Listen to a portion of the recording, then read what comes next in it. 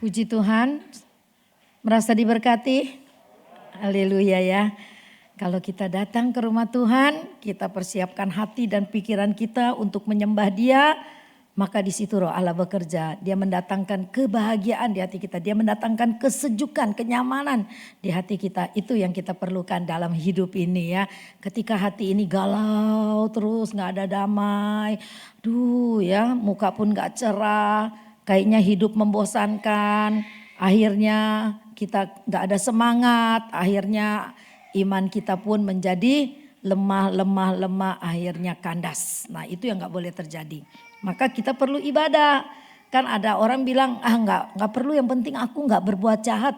Tetapi dalam pengalaman Tante Nila dari muda, dari kecil kayaknya ya sampai tua begini, itu ibadah itu sangat penting banget. Sebab ketika kita dari rumah, hati kita kosong, hati kita bingung, hati kita rasanya gak damai.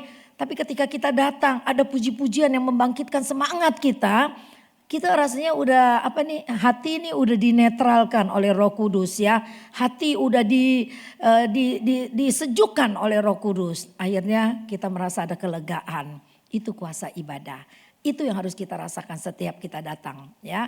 Jangan datang galau, pulang lebih galau lagi, itu berbahaya. Karena kamu gak konsen ya. Puji Tuhan. Kan beberapa minggu yang lalu saya pernah bilang ada sebuah lagu yang mengatakan gini. Kecaplah dan lihatlah betapa baiknya Tuhan itu, berbahagialah orang yang berlindung padanya. Lagu ini saya senang sekali gitu ya. Kecaplah dan lihatlah betapa baiknya Tuhan. Berbahagialah orang yang berlindung padanya. Terus nanti yang ayat 11-nya dikatakan begini. Singa-singa muda merana kelaparan, tetapi orang yang mencari Tuhan tidak kekurangan suatu apapun. Saya memang lagi senang menelaah atau menyelidiki lagu-lagu yang dari ayat firman gitu ya. Lagu-lagu yang berasal dari ayat-ayat firman yang kita baca. Kenapa sih lagu itu Daud, ini kan tulisan Daud nih ya. Mazmur ini ditulis Daud bukan ketika ia sudah menjadi raja atas Israel. Bukan pula saat berada dalam situasi yang baik dan tenang. Melainkan saat ia melarikan diri dari kejaran Saul yang berusaha untuk membunuhnya. Loh, orang nyawanya lagi terancam. Mau dibunuh oleh rajanya sendiri yang gak suka. Karena Daud selalu berhasil. Kalau berperang selalu menang. Jarang ya orang perang selalu menang. Daud selalu menang. Dan dia disertai Tuhan luar biasa. Maka dia mengalami pengalaman-pengalaman yang itu. Terus dia berkata, lihatlah betapa baiknya Tuhan. Berbahagialah orang yang berlindung padanya. Bisa gak nih kita ngomong seperti itu? Ketika di dalam keadaan terjepit, ketika di dalam keadaan terancam, ketika di dalam keadaan yang sangat tidak menguntungkan, terus kita bilang begini, betapa baiknya Tuhan. Ada orang yang udah bisa mencapai sampai seperti itu, tapi ada yang belum, malah menyalahkan Tuhan. Kenapa sih Tuhan? Aku kan setia, aku kan rajin, aku kan pemain musik. Aku kan WL yang diurapi, aku kan hambamu.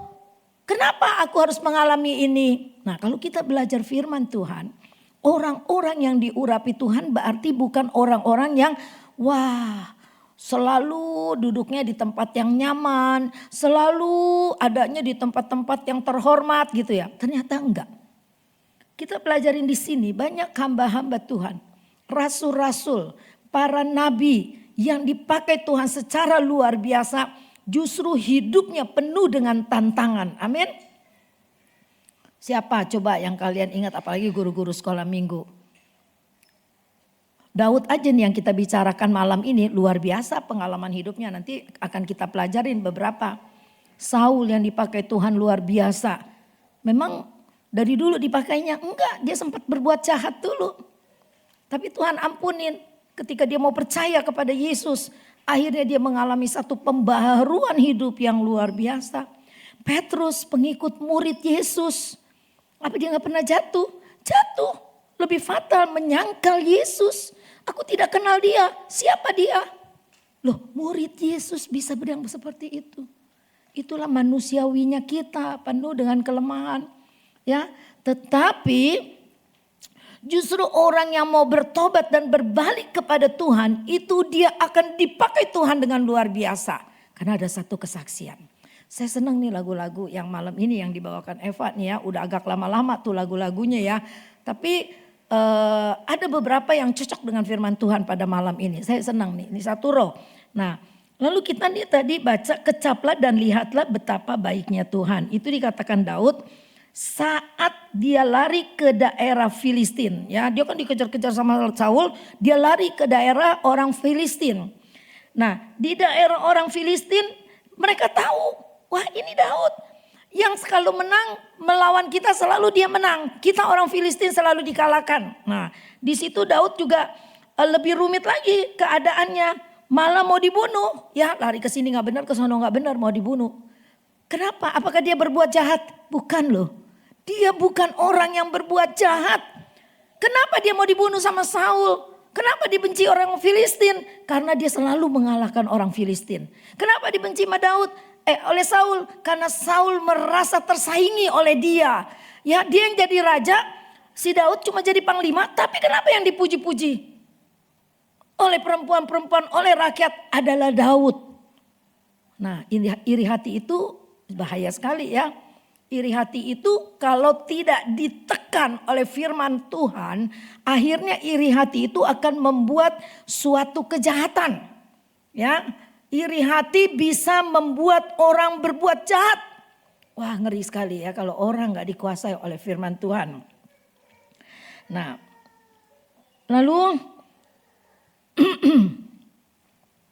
sampai dia dalam keadaan yang seakan tiada harapan itu, Daud selalu mengingat, ini rahasianya ya. Di dalam keadaan yang tidak menguntungkan itu, yang tidak baik itu, Daud selalu mengingat kebaikan Tuhan. Bisa gak kita? Nah, malam ini kita belajar ya. Di dalam keadaan yang tidak baik justru kita mengingat kebaikan Tuhan. Nah, Daud apa yang dia ingat kebaikan Tuhan? Kan hidupnya nih sekarang nih terjepit nih, seolah-olah tidak ada harapan lagi. Tapi Daud mengingat ya, dulu melawan singa aja dia bisa kalahkan itu singa. Ketika dia jadi gembala, domba-dombanya terancam oleh singa, dia bisa lawan itu singa. Terus apalagi ketika dia berperang melawan musuh, selalu ada kemenangan.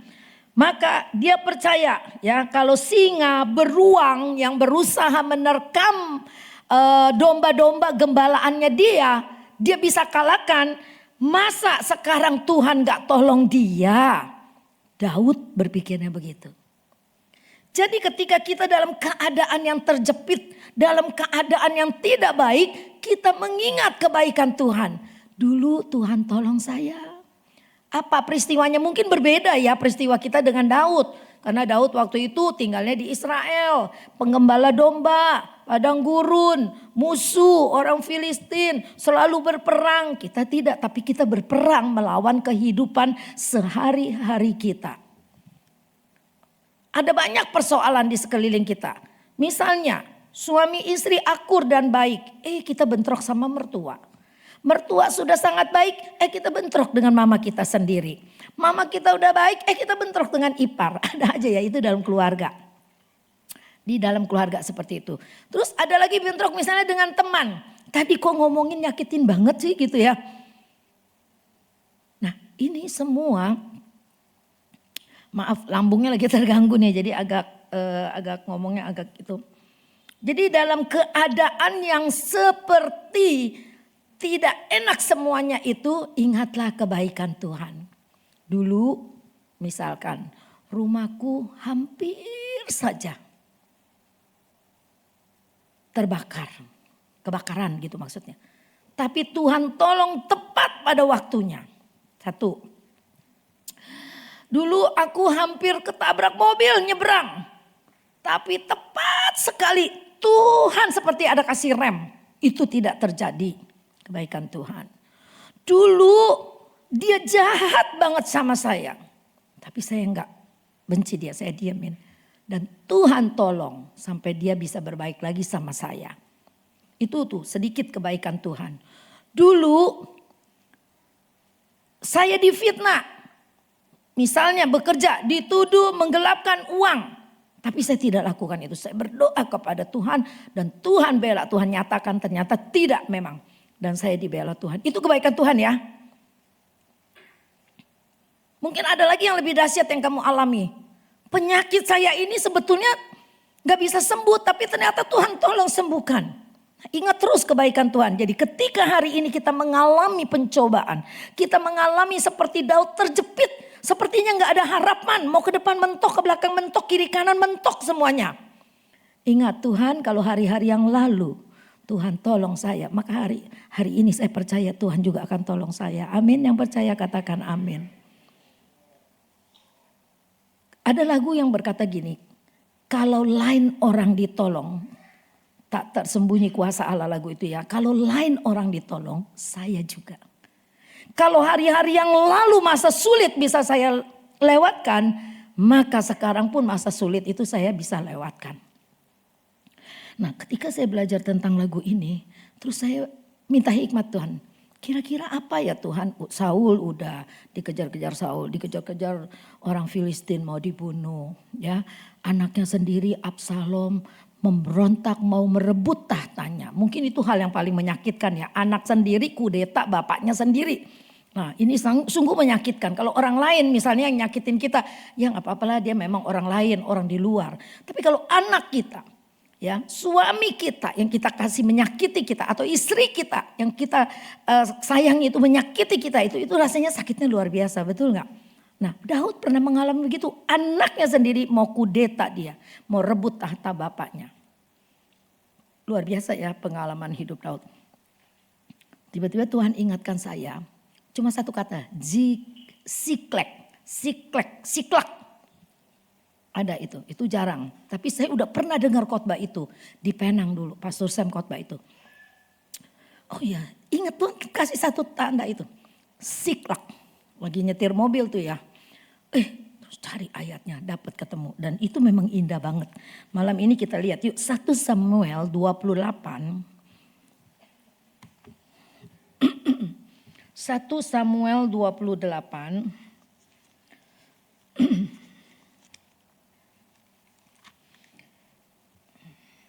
Oh 1 Samuel 30 dulu kita baca. 1 Samuel 30 ayat 1 sampai 6. Yuk kita baca sama-sama ya. Jadi kita dengar teman kita baca, kita dengar suara kita sendiri, kita dengar orang ramai baca ayat ini ya. Maka kita bisa lebih masuk ke dalam hati kita. Sama-sama kita berdiri, kita baca Siklak terbakar, pembalasan Daud kepada orang Amalek. 1 sampai 6 aja. 2, 3. Ketika Daud serta orang-orangnya sampai ke Siklak pada hari yang ketiga, orang Amalek telah menyerbu tanah Negeb dan Siklak. Siklak telah dikalahkan oleh mereka dan dibakar habis. Perempuan-perempuan dan semua orang yang ada di sana, tua dan muda telah ditawan mereka. Dengan tidak membunuh seorang pun mereka menggiring sekaliannya kemudian meneruskan perjalanannya. Ketika Daud dan orang-orangnya sampai ke kota itu, tampaklah kota itu terbakar habis. Dan istri mereka serta anak mereka yang laki-laki dan perempuan telah ditawan.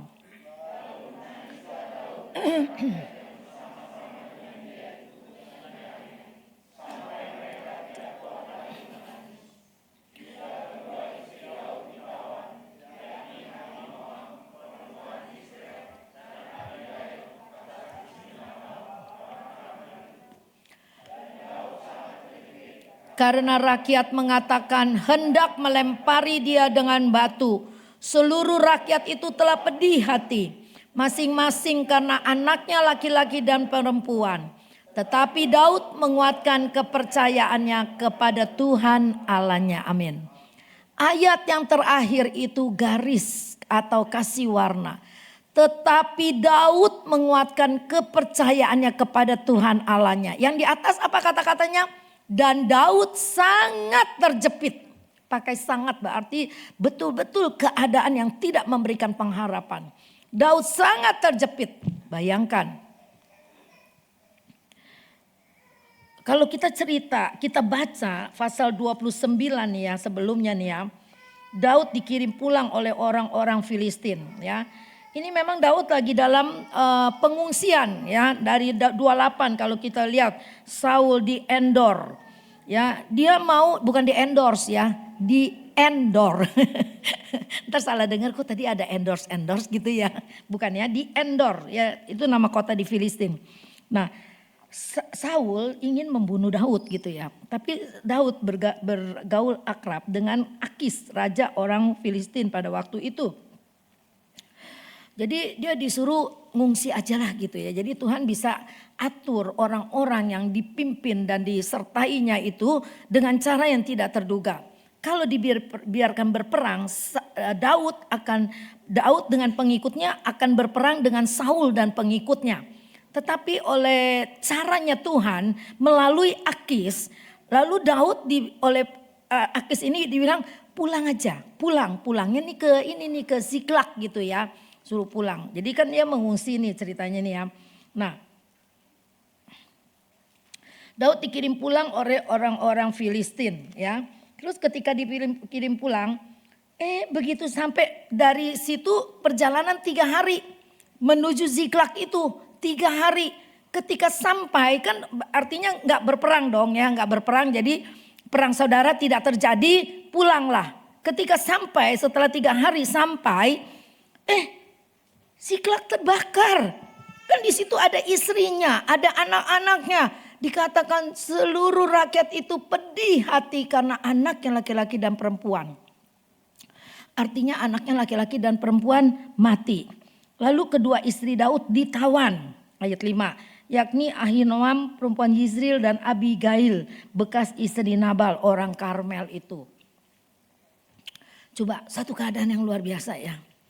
Istri ditawan, anak-anak ditangkapin, belum yang meninggal pengikut-pengikut Daud itu semuanya. Dan mereka tidak membunuh ternyata di sini ayat 2 dikatakan perempuan-perempuan dan semua orang yang ada di sana tua dan muda telah ditawan mereka dengan tidak membunuh seorang pun mereka menggiring sekaliannya. Jadi kenapa nggak dibunuh? Kenapa? Karena digiring gitu ya kayak kambing atau bebek gitu ya digiring. Maksudnya apa? Nanti mau dijadikan budak. Bayangkan bangsa pilihan Allah ya Daud dengan rakyatnya seperti itu keadaannya luar biasa ya. Tapi kita di sini kita lihat ayat yang ke-6 itu sangat-sangat indah. Dan Daud sangat terkejut karena rakyat mengatakan hendak melempari dia dengan batu. Coba rakyat marah karena merasa wah Daud yang bikin kita jadi susah seperti ini. Coba bayangkan. Daud bukan orang yang tidak berjasa gitu. Daud orang yang berjasa, banyak sekali kepahlawanan dia, banyak sekali kemenangan yang dia alami. Tetapi ketika ini terjadi orang semua lupa loh kepahlawanan dia. Orang semua tidak menghargai dia lagi. Bahkan katanya hendak melempari dia dengan batu. Karena rakyat pedih hatinya. Karena anak laki-laki dan perempuan sudah ditawan. Padahal Daud juga sedihnya luar biasa. Sampai firman Allah katakan mereka menangis. Ayat 4. Lalu menangislah Daud dan rakyat. Daud sebagai pemimpin dan rakyat menangis. Bersama-sama dengan dia dengan nyaring sampai mereka tidak kuat lagi untuk menangis. Bahasa yang sekarang air mata pun sampai kering. Menangisi keadaan yang sangat tidak menguntungkan, sangat tidak baik seperti itu. Tetapi ayat 6 katakan di dalam keadaan yang seperti itu Daud menguatkan kepercayaannya kepada Tuhan. Aduh luar biasa. Di dalam keadaan yang tidak baik dia tidak menghujat Tuhan atau mencari orang yang lain. Orang pintar yang lain. Ilah-ilah yang lain. dia tidak. Beda dengan Saul. Kita lihat Saul. Saul pun pernah mengalami keadaan yang terjepit seperti ini. Mundur beberapa pasal. Oh iya. Makasih ya. Kita mundur beberapa pasal.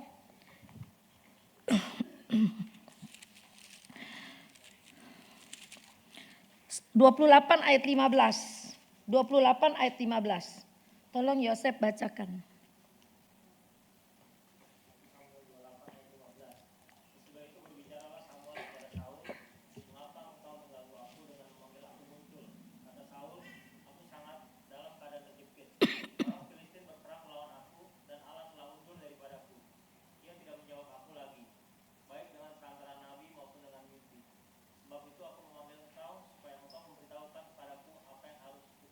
Ya, terima kasih Yosef. Coba lihat dibilang apa? Kata Saul, aku sangat dalam keadaan terjepit. Ya, lihat Saul, dia bilang apa? Roh Allah sudah meninggalkan aku.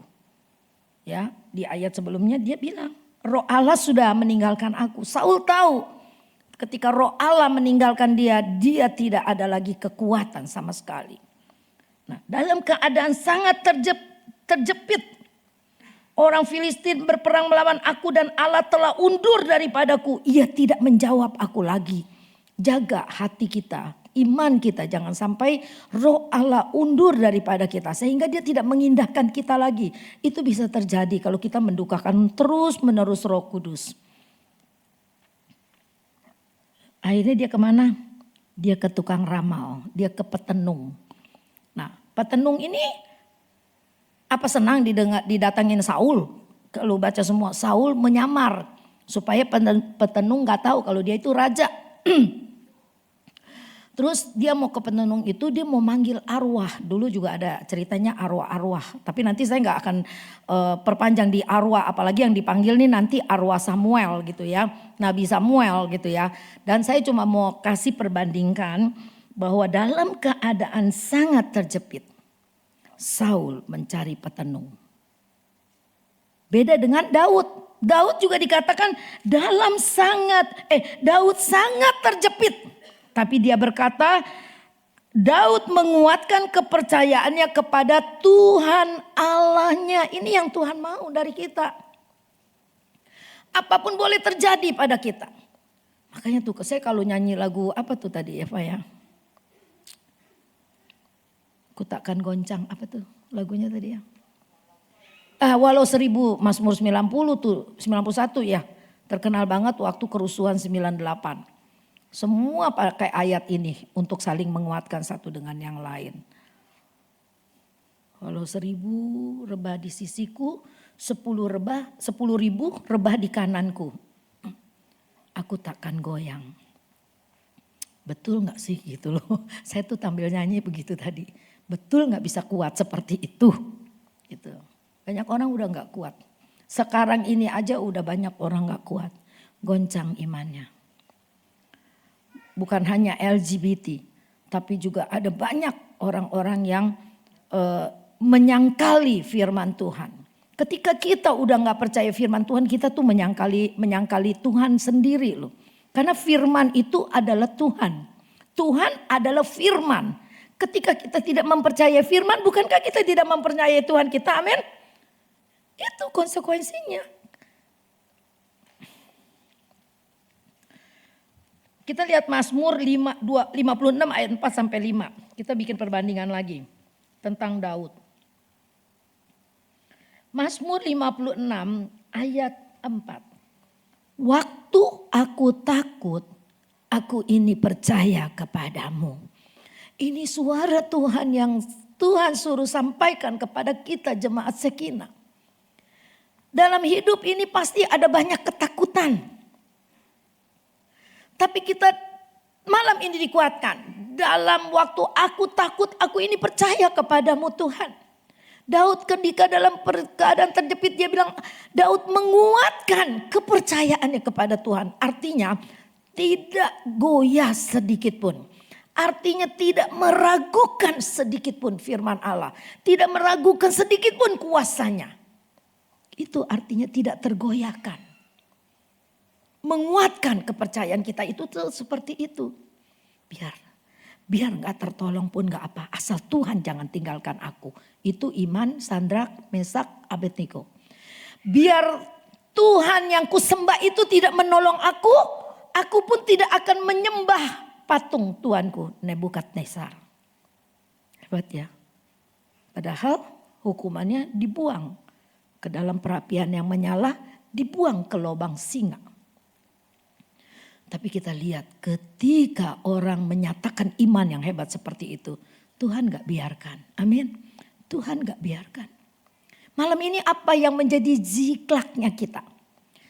Apa yang menjadi kesusahan kita, kerumitan kita? Mungkin gak sebesar kerumitan Daud yang dia alami begitu rumit loh. Ya, saya kalau mempelajari itu satu-satu, ketika dia di dalam gua Adulam, ketika dia ngungsi ke atas gunung dikejar-kejar sama anaknya.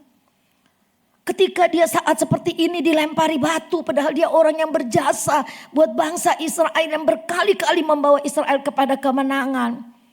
Ketika satu kali keadaan tidak enak terjadi, dituding, dilempari batu dan mungkin kepingin dibunuh. Manusianya begitu kita ini ya. Maka kadang-kadang saya suka berpikir begini, kalau ada di antara kita yang berbuat salah, ya okelah kita maafkan. Karena apa? Kita ini manusia gak sempurna. Ya, bukan kita musuhin, tapi kita ya udahlah yang penting lain kali jangan begitu gitu ya. Lain kali jangan begitu. Kita boleh tersinggung, tapi terus kita berdoa sama Tuhan. Tuhan dia kok gitu. Bukannya berarti kita mundur. Apalagi sampai gak mau melayani pekerjaan Tuhan. Aduh saya mohon jangan seperti itu. Nanti yang rugi kita sendiri. Kalau kita katakan walau 1000 rebah di sisiku, 10.000 di kananku, ku takkan goyah.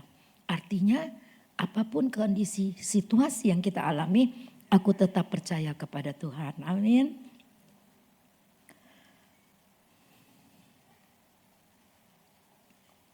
Saya juga orangnya paling percaya banget sama Tuhan.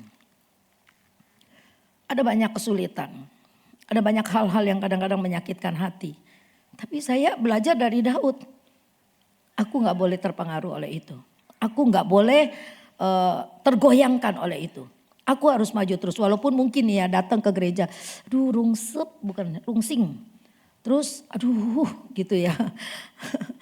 Terus bagaimana nih ngatasinnya? Bisa, saya juga pernah mengalami sih. Sering kali ya, gak sering. Bagaimana ya gitu. Duduk aja dalam gereja, ikut orang nyanyi. Berdoa, pasti ada sentuhan Bapa ketika kita menyanyi dengan hati ya, menyanyi dengan hati, bukan menyanyi dengan mulut asal kita kayak pengamen. Hidup ini adalah kesempatan. Pengamen sekarang nyanyi lagu itu, nggak jadi kasih gopek, kasihnya goceng. Itu nyanyi di bibir, nggak di hati. Kalau kita nyanyinya dengan hati, duet nyanyi yang mau nangis kita rasanya ya. Dia yang duet, kita yang mau nangis. Karena apa? Itu kata-kata sangat menyentuh. Bapak engkau sangat baik gitu ya. Engkau mengasihiku lebih dari segalanya. Udah ya nanti kepanjangan. Udah jam 8:10 ya. Ada banyak hal yang membuat jiklak itu membuat kita kadang-kadang kecil hati kita. Jadi melalui firman Tuhan ini jangan seperti itu. Di dalam peristiwa jiklak ini Daud diuji. Tapi dia bilang aku menguatkan kepercayaanku kepada Tuhan. Lalu dia menulis ayat kecaplah dan lihatlah betapa baiknya Tuhan itu. Ya, saya senang ada orang bersaksi. Padahal udah gak punya rumah. Tapi dia bisa berkata Tuhan itu baik. Kadang-kadang memang ada sesuatu yang harus kita lepaskan. Karena Tuhan mau ganti yang lebih besar. Amin. Itu iman. Iman itu seperti itu. Perlu lepaskan ini. Walaupun kita sayang, aduh Tuhan saya mendapatkan ini dengan susah payah. Tapi kata Tuhan, Tuhan izinkan, lepaskan itu. Ternyata beberapa tahun kemudian Tuhan kembalikan lebih dari apa yang kita lepaskan. Amin. Malam ini yang dengar firman Tuhan, saya ingin Anda dan saya kita beriman seperti itu. Efesus 3 ayat 20 katakan dia bekerja lebih dari apa yang kita doakan. Imani itu terus ya. Puji Tuhan. Mari kita sama-sama berdiri. Kita mau berdoa.